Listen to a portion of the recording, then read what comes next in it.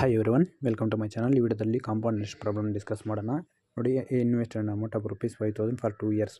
At what rate of compound interest will he get an amount of ₹6,050 at the end of 2 years.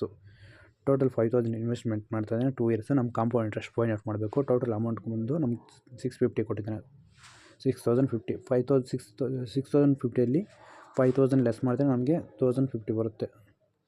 ಏನಿದು 650ಅಲ್ಲಿ -5,000 less ಮಾಡಿದ್ರೆ ನಮಗೆ 650 ಬರುತ್ತೆ. ಇದೇನು compound interest.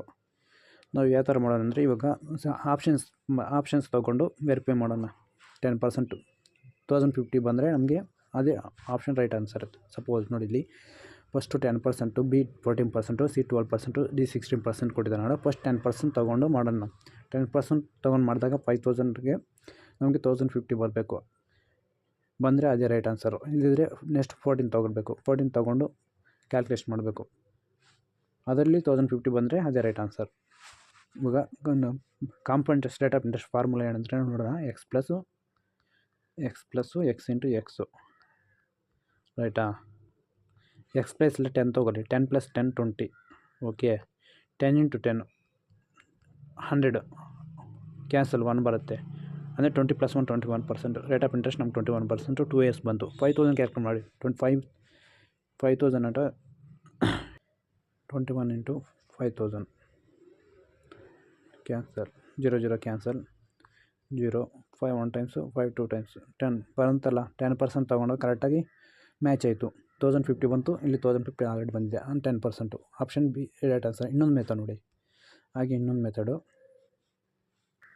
Method ಯಾವುದಂದರೆ tree method ಅಂತ. ಇನ್ನೊಂದು method ನೋಡಲಿ. First 1 line, first year 2 years ಅಲ್ಲ, 2 years 2 lines. First 10% ತೊಗೊಳ್ಳಿ. ರೇಟ್ ಆಫ್ ಇಂಟ್ರೆಸ್ಟ್ ನಮ್ಗೆ 10% ಇದೆ. ಅಂದರೆ 5,000 10% ಅಂದಾಗ 500. Second year same 500. ದೆನ್ 500 10% ಅಂದಾಗ 50. ಟೋಟಲ್ 1,000 + 50 1,050 ಬಂತಲ್ಲ. ಈ ಮೆಥಡನ್ನು ಮಾಡ್ಬೋದು. ಫಸ್ಟಲ್ಲಿ ಹೇಳಿದ್ನಲ್ಲ, ಆ ಮೆಥಡನ್ನು ಮಾಡ್ಬೋದು. 10% ರೇಟ್ ಆಫ್ ಇಂಟ್ರೆಸ್ಟ್ 10% 2 yearsಗೆ. ಟ್ರೀ ಮೆಥಡ್ ಯಾವ ಥರ ಅಂದರೆ, ಪ್ರೀವಿಯಸ್ ಕ್ಲಾಸಲ್ಲಿ ಮಾಡಿದ್ದೀನಿ. ಬೇಸಿಕ್ ಪ್ಲೇಲಿಸ್ಟಲ್ಲಿರುತ್ತೆ, ಹೋಗ್ಬಿಟ್ಟು ನೋಡ್ಬೋದು.